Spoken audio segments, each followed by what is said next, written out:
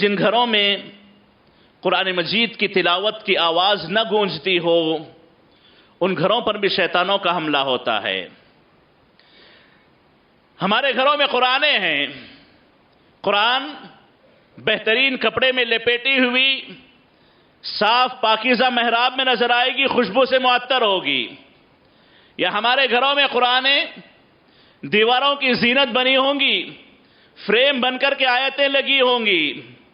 یا اسی طریقے سے ہمارے گھروں میں مختلف اور طریقے، جن طریقوں سے قرآنوں کا وجود ہے لیکن قرآنوں کی آواز کی کمی ہے۔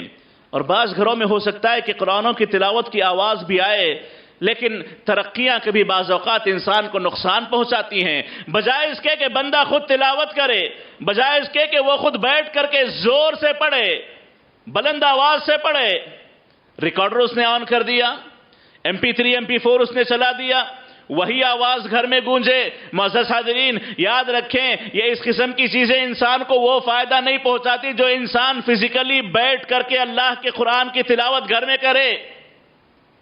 دوسروں کی تلاوتوں کو ڈال کر کے اطمینان حاصل کر لینا، یاد رکھیں یہ اچھی بات نہیں ہے۔ کیا چاہتے نبی کریم علیہ السلام؟ کیا مانگتا اللہ تعالی ہم سے؟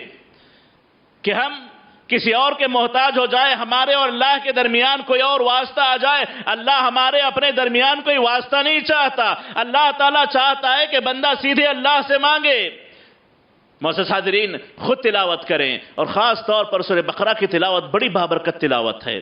سورہ بقرہ کی تلاوت بڑی بابرکت تلاوت ہے۔ ایک حدیث میں نبی کریم علیہ السلام نے فرمایا، ان الشیطان یفر من البیت الذی تقرأ فیہ سورۃ البقرہ، کہ جس گھر میں سورہ بقرہ کی تلاوت کی جاتی ہو اس گھر سے شیطان بھاگتا ہے، اس گھر پہ شیطان کا کوئی اثر نہیں ہوتا، اس گھر پہ شیطان کا کوئی دخل نہیں ہوتا۔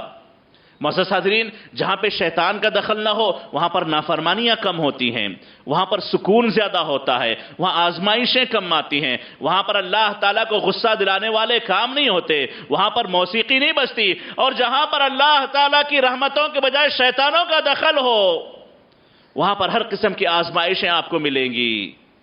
معزز حاضرین، اپنے گھروں کو رحمتوں سے، اپنے گھروں کو برکتوں سے معمور کرنا ہو تو یاد رکھیں گھروں میں قرآن کی تلاوت اور خصوصی طور پر سورہ بقرہ کی تلاوت کریں۔ میں یہ نہیں کہتا کہ سورہ بقرہ ایک مرتبہ میں بیٹھ کر کے پورا پڑھ لیا جائے، تھوڑا تھوڑا سے ہی اپنی تلاوت کو باقی رکھیں۔ مکمل قرآن ترتیب سے پڑھتے ہوں اس کو جاری رکھیں، یا سورہ بقرہ کو مختلف حصوں میں بانٹ کر کے روزانہ تھوڑا پڑھتے ہوں ویسے پڑھ لیں، لیکن کبھی سورہ بقرہ سے اپنے گھروں کو خالی نہ رکھیں اور کبھی قرآن کی تلاوت سے اپنے گھروں کو خالی نہ رکھیں۔